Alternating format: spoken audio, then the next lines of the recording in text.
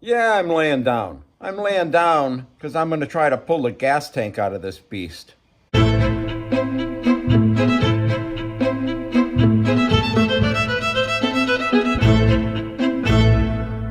As we look, we see there is, where am I pointing? There is the drain plug.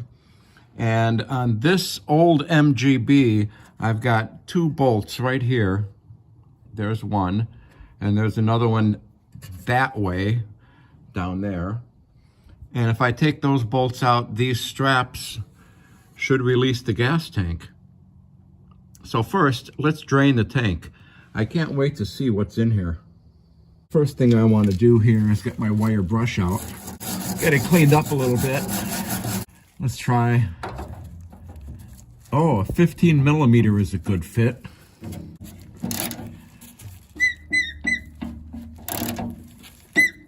It's squeaking. 22-year-old gasoline. I can't wait. It's like Christmas.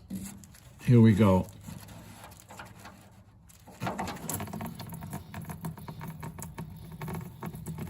I love the smell of 22-year-old gasoline in the morning.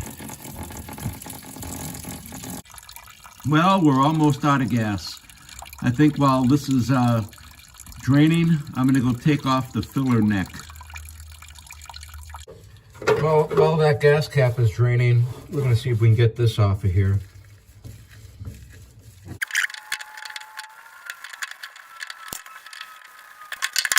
You know, that was a lot easier than I thought it was gonna be. There's our filler neck. Nothing the wire brush can't clean up. It doesn't look too bad in there.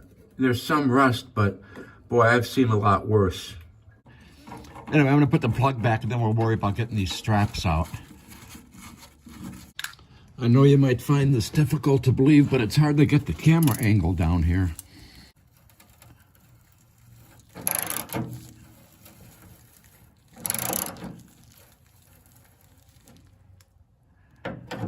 I think there's a nut and a bolt here. This is gonna, you gotta be kidding me. Okay, this is what I'm dealing with. That's the nut that has to come off, and I can't point, but you can see the bolt that goes through that bracket, and that bolt has a hex head that I have to keep from turning because the whole bolt is turning.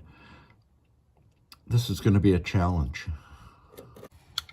What I did is I got a little pair of vice grips like this, and I went up there and I clamped on that bolt. So let's see if this is going to turn. Socket in place, lefty-loosey, and it's turning.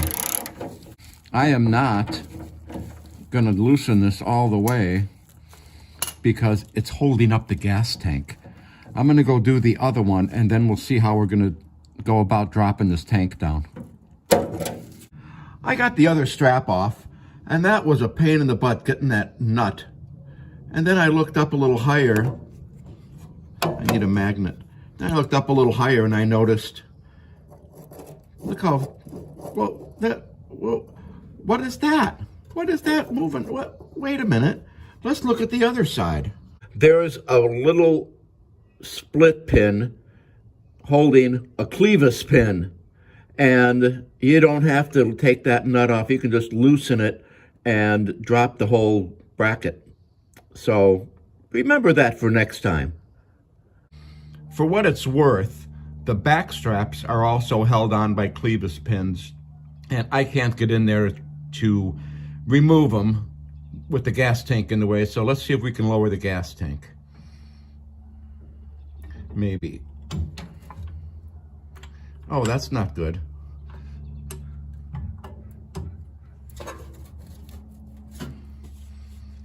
I was afraid of this. It's stuck.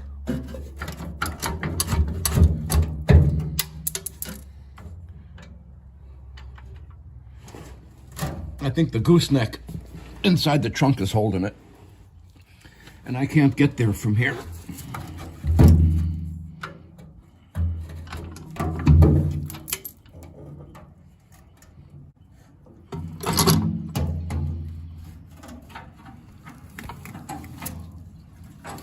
Yep.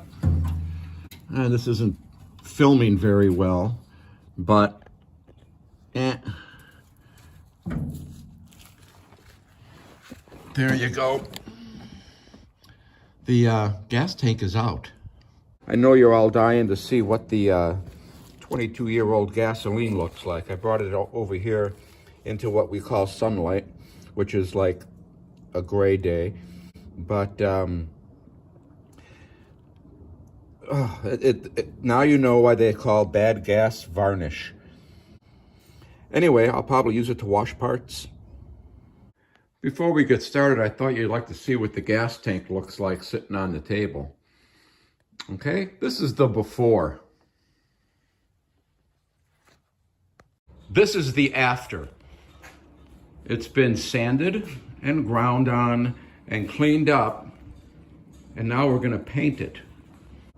It's gonna be painted with a rust preventative, and then we're going to be done with it. So I'm gonna start painting. So while I'm painting here, I just thought I want to mention a couple of things.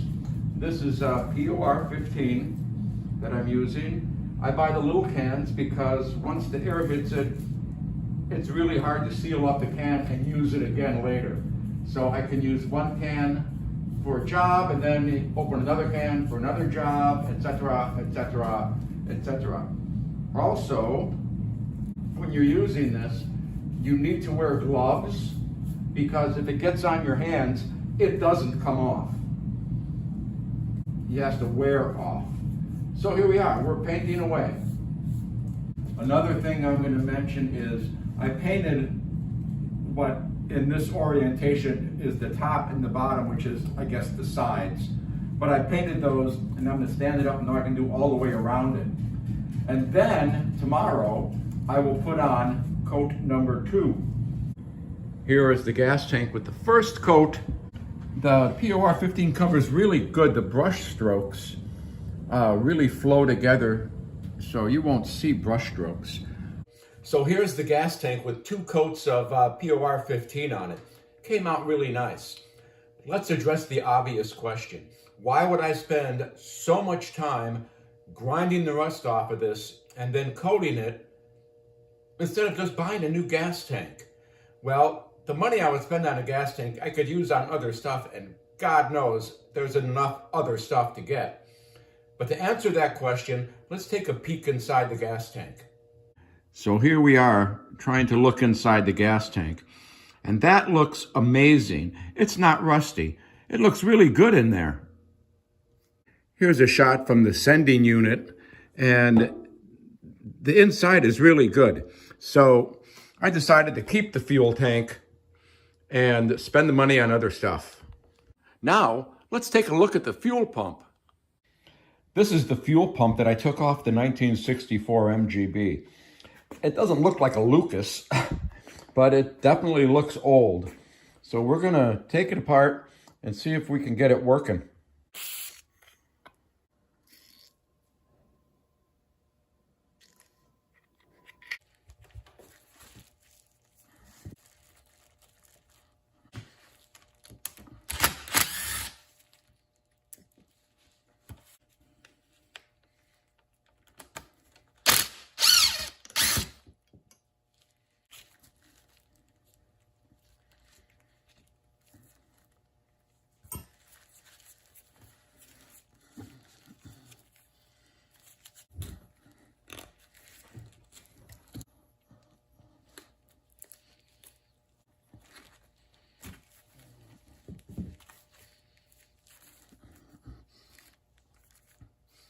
That looks pretty crappy. Let's see if we can get this off of here.